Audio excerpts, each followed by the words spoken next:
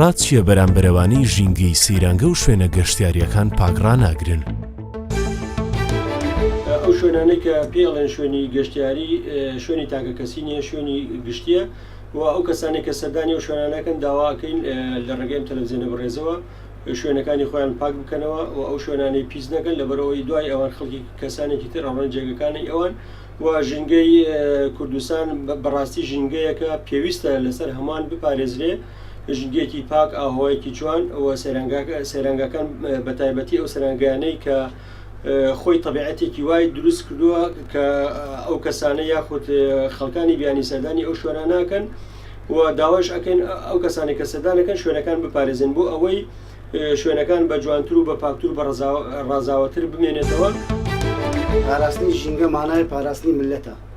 ئەگەر تو ژینگە بپارێزی مانای خۆت پاراستی. خاوێنی ژینگە لە دین و ئیماندایە. ئینسان دەبی چەند پاک و خاوێن بی ئەوها ژینگەش پاک و خاوێن ڕابێت.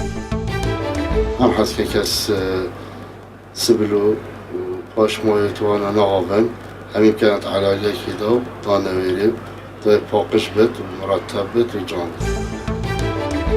یەکەم جار پاراستنی ژینگە ئەبێ ئینسان لە ناخی خۆیەوە دەست پێ بکە. هەر وەک چۆن نووسری بەنەوەڵام مەکسیم گۆرکی دەڵێ یەکەم جار ئەبێ ئینسان ناخی خۆی، مێشکی خۆی، هەبوونی خۆی پاک بکاتەوە لە هەموو جۆرە پیسیەکان، لە هەموو جۆرە شتێکی نەگەتیڤ کە ببێتە ئەگەری ئەوە ئینسان پیس بکاتن لە ژیاندا. ئەوە دەگەینێ کە خۆ بەتاڵکردنەوەی ناخی خۆت لە پیسی ئەوجا ئەتوانی خزمەتی وڵات و کولتور و سروشت و ژیان و هەبوونی خۆت بکەیت.